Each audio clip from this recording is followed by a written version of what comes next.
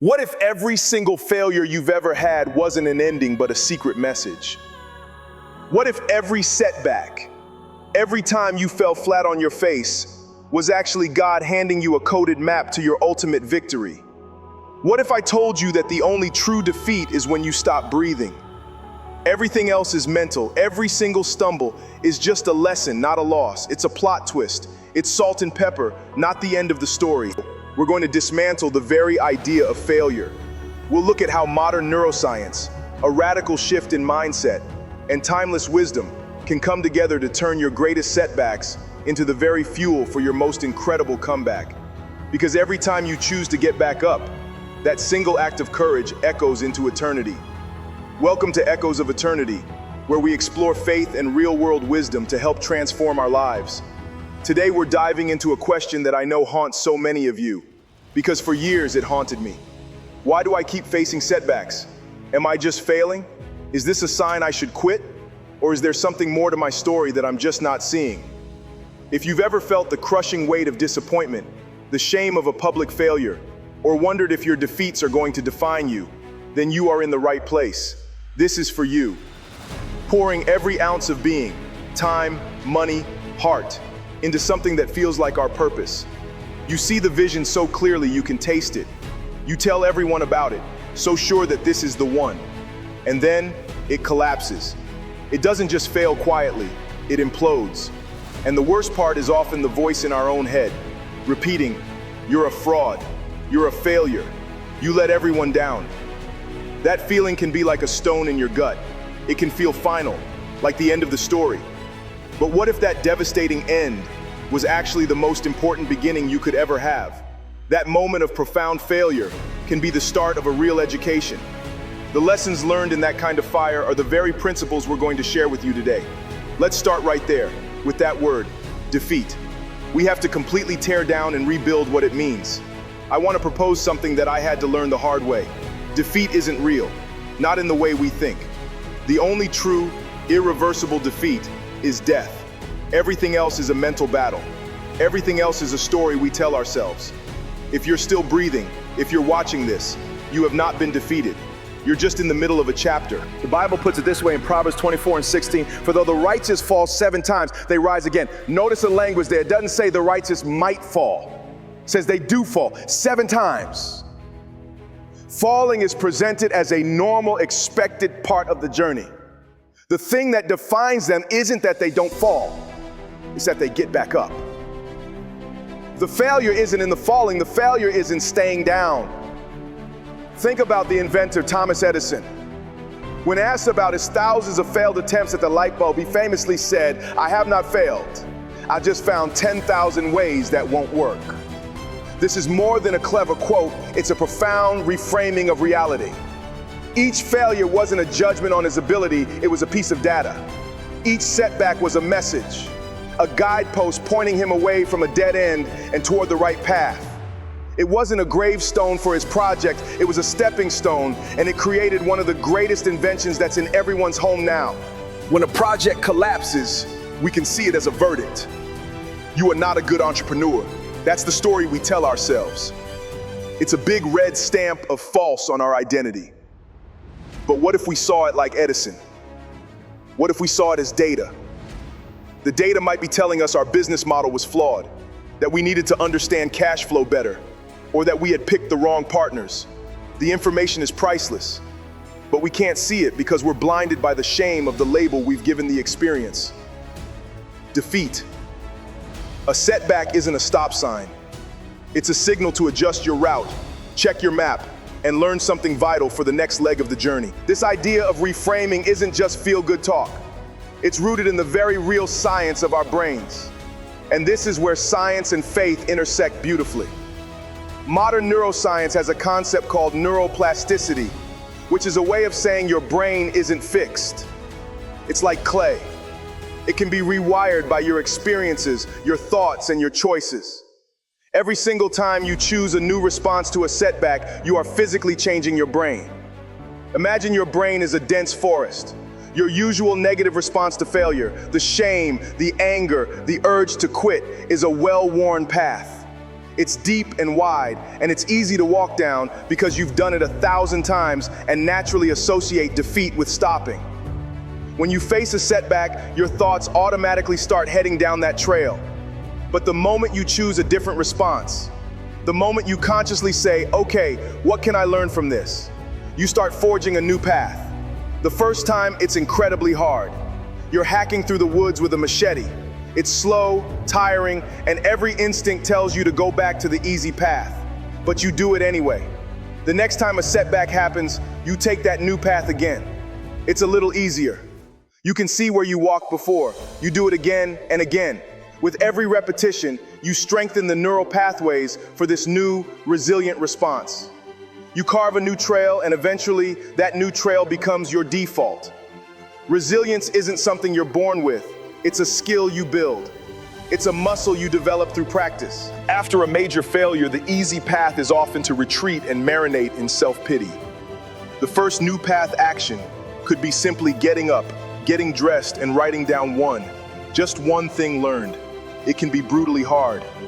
The next day, you do it again, and add a second step, calling one person, not to ask for anything, but just to reconnect. These are tiny actions, but they are repetitions. That is you, carving a new neural path.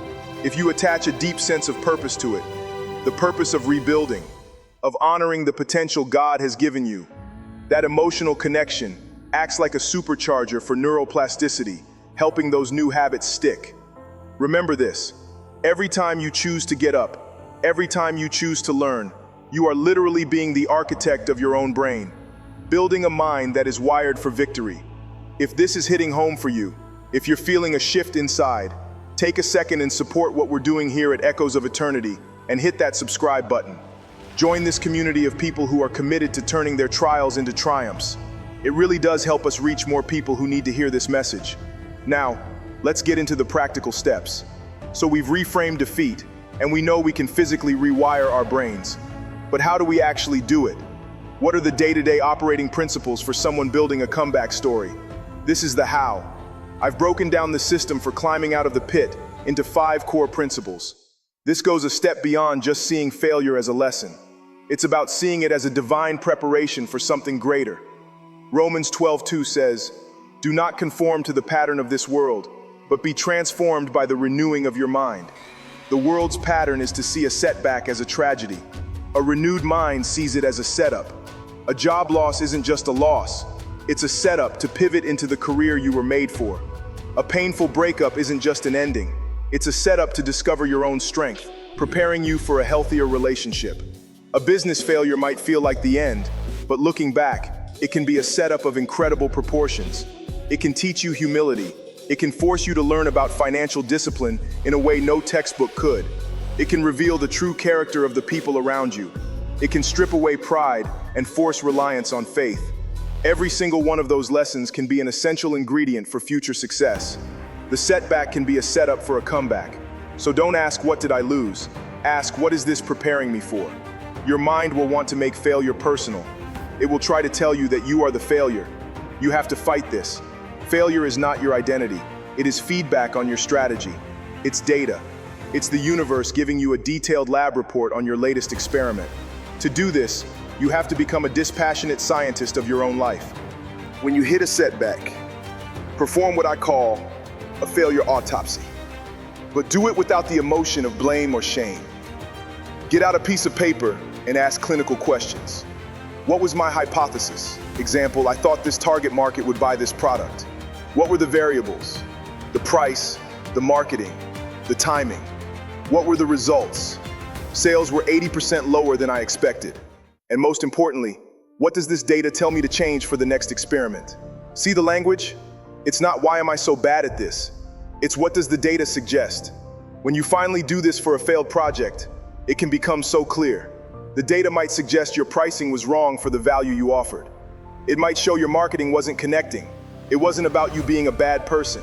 It was about the strategy being a bad fit. This shift from seeing failure as a personal verdict to seeing it as impersonal feedback is the key to relentless improvement. This is the active, moment-to-moment work of renewing your mind. Your brain has a negativity bias. It naturally gets stuck on the bad stuff. You have to actively and consciously look for the upside. You can do this with 3 practical exercises. First, gratitude. After every setback, big or small, force yourself to list 3 things you are grateful for right then and there. It feels totally counterintuitive, but it trains your brain to scan for blessings, not just obstacles. Second, visualization. Spend 5 minutes or more each day visualizing your comeback. Don't just wish for it, see it. Feel the emotions of overcoming the challenge. Neuroscience shows this primes your brain for success. Third, affirmations. You have to speak life over your situation. Your self-talk becomes your reality. When you catch yourself thinking, "I failed," you have to replace it. Even say it out loud. "I'm learning. I am being prepared. My setbacks are setups for my comeback." Repetition creates belief. It might feel fake at first, but remember, you're forging that new path in your brain. You are speaking your future into existence. This isn't about toxic positivity. It's a deliberate strategy to fight the brain's natural tendency to dwell in defeat. Because negativity like that is just having faith in the wrong things. Have faith in the right things and make your life change. But either way, you're right. You dictate your own mind. You cannot, I repeat, cannot afford to be around people who feed your sense of defeat. When you are down, you're vulnerable. The voices you let in will have a magnified impact. You have to become a ruthless curator of your social and informational diet. Emotions are contagious. If you surround yourself with cynics and doubters who constantly remind you how hard things are, their fear will become your fear. You might have a well-meaning friend who says things like, "Are you sure you want to risk that again? Remember last time?" That kind of talk is like pouring water on the tiny flame you're trying to protect. Conversely, seek out people who are encouragers. They don't have to give you empty praise, but they should remind you of your strengths.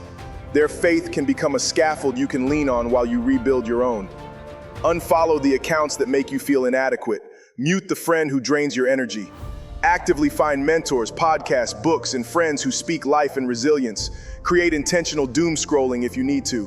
Your associations will either be an anchor holding you down or a current carrying you forward. Choose wisely. Remember, you are the sum of your 5 closest friends. Choose disciplined ones and you'll end up wanting to be disciplined as well. Have friends that choose the easy life of drinking and partying, you'll naturally want to incline to that comfort. Ultimately, after all the strategies and mindsets, there comes a point where you just have to keep going as an act of faith. It's the raw, gritty decision to keep moving when you have no guarantee of the outcome. The Apostle Paul, who faced an unbelievable number of setbacks, shipwrecks, beatings, prison, summed it up in 2 Timothy 4:7. "I have fought the good fight. I have finished the race. I have kept the faith." Keeping the faith is the ultimate why that fuels the how. It's the belief that your struggle has meaning, that the process is forging a character in you that's more valuable than any single achievement. It's the faith that, as Romans 8:28 promises, in all things God works for the good of those who love Him. That includes your failures, your setbacks, your darkest moments. This is what carries you when motivation is gone and the neuroscience tricks don't feel like enough. It's the deep soul-level conviction that your story isn't random and your pain isn't pointless. You keep going not because you feel strong, but because you have faith in a strength greater than your own. You finish the race because you know the race itself is making you who you were born to be. Fear and doubt is just having faith in reverse, in the things that are not desirable and easy to fall on. So what's the takeaway? That the very definition of defeat is something we can and must reject. The only real defeat is death. We've seen that our brains aren't fixed, and through our choices we can physically rewire ourselves to be more resilient. And we've walked through the 5 principles to make it happen. See every setback as a setup. Treat failure as feedback, not a verdict. Master the daily work of the positive reframe. Curate an environment that fuels you. And finally, keep the faith, knowing your struggle has a divine purpose. The next time you face a setback, I want you to remember this is not the end. It's a message, it's a guidepost, it is data, it is a setup, it is your training ground. You are not defined by how you fall, you are defined by how you rise. And your rising, your comeback story, will become a source of light for others. Remember this, you are not defeated, you are being prepared. And every action you take is an echo to eternity.